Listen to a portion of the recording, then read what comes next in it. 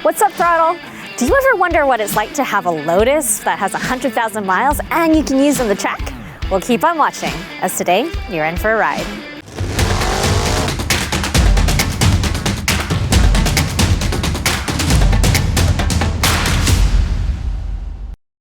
Hi, I'm Nadine, the co-founder of Throdle, and today I'm in San Francisco with my buddy Rahul. Hello. Hey, I'm Rahul. I'm the owner of this 2006 Lotus Elise, and I've had this now for 14 years. It's my daily driver, it's my track car. I'll give you some stories about what it's like to own one of these, and then we'll see a few details and go for a ride. Sounds great. Actually, it's so cool. How about we just hop in it and head to the Golden Gate right now? We can do that. Okay, let's go. So what's it like to drive this one then? What are some fun things about it and what are some pains about it? Fun things about it is the steering wheel it's the steering is I think the best part about it. I both love the feel of the wheel. It's really nice. One of my favorite things about the car. Reminds me of my Miata.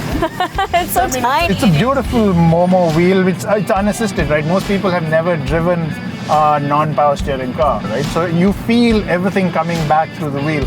When I first got the car, actually that was one thing I had a little bit of an issue with, was there was so much feedback coming back that, especially driving over concrete bridges, there was this vibration that would come through the wheel, and that I just didn't like it, but I've kind of gotten used to it now. What's the part that annoys you the most about the car? Getting in and out is not ideal with the roof on. Okay, I thought that was just me. Okay.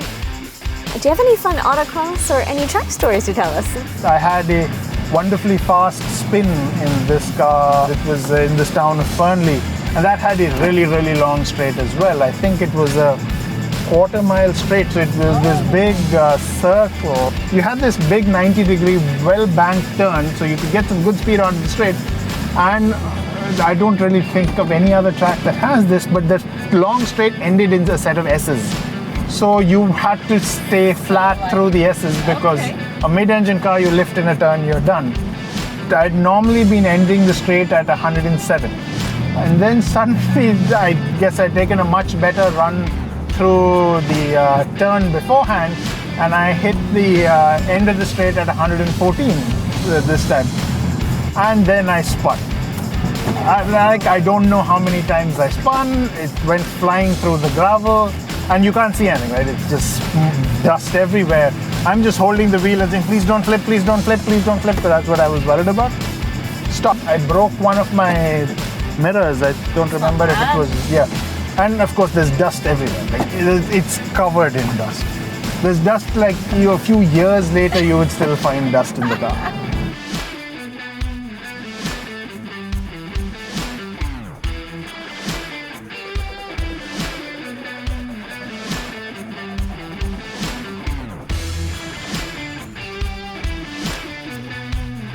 Wow, that was an awesome ride. Just love going over the Golden Gate. How about we take a look at this car? Let's go. All right. So what have you done to this? Have you modded a lot of it, or is it pretty much stock? So the drivetrain is entirely stock as Lotus intended it 100,000 miles ago. Other than that, I've made a few changes primarily for either safety or for a little bit of performance. So one of the things that you have to do in a Lotus Elise is there's a rear suspension has a known issue where the toe links need to be torqued. So the first mod I did was put a brace on that. So one of the changes that I had to do was I put this Larini 8-inch exhaust in. This was specifically because the stock exhaust is very droney, but most of the aftermarket exhausts are too loud because I need to run Laguna Seca, which has a 92 dB limit. So this is a Larini 8-inch which allows me to run under that. Normally this entire thing is covered with heat shielding. Remove that so more airflow keeps the engine, etc. cool on track, which is a good thing for reliability.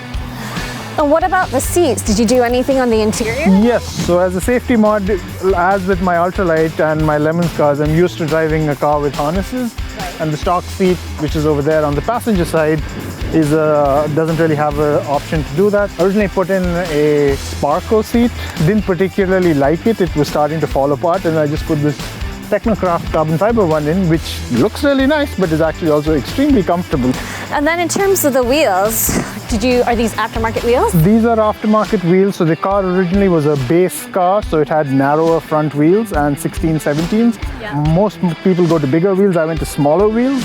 which at the time, they were wider and also they're lighter, and you had more tire options, which was particularly nice. So I'm looking at your t-shirt here and I'm thinking, well, now that's an interesting shape. And I'm also looking at these ones over here. Yep. So can you tell us a little bit about your experiences that you've had on these tracks? Most of these tracks the car's actually been to. The car's been to 7 of these, so the famous ones are like Laguna. This is Circuit of the Americas, which is my t-shirt, which is the Formula 1 track in the US. Laguna Seca, also one of the most famous ones. Some that aren't running anymore, unfortunately, Fernley. But we also have Spa up here, which is right here, because I did Spa. What was that like? Spa was fun. Spa was a bucket list track for me. I'd been a Formula 1 fan for a long, long, long time. So out of the 7 that you've done out of the 10 here, which one was your favorite? In this car, I would probably say Thunderhill, because I've done lots and lots and lots of laps there. I probably have, I don't know, maybe 1,000 laps at Thunderhill in all my cars put together. So I'm seeing a lot of signatures here in the carbon fiber. What is this related to? So I went to England about 3 years ago, and the Lotus Club, we organized a dinner with a bunch of famous Lotus people from the company.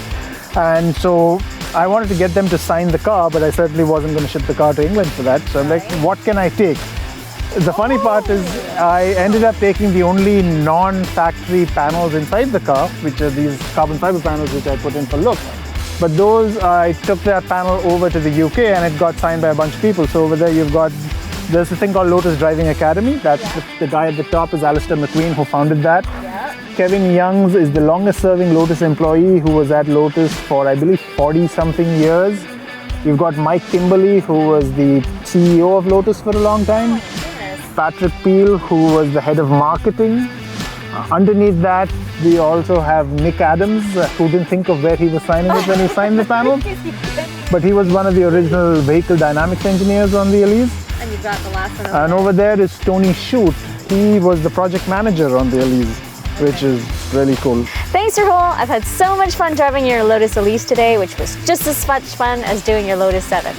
But next time I come back, I expect to be in the Lotus Avea. Need a little bit of race for that to happen.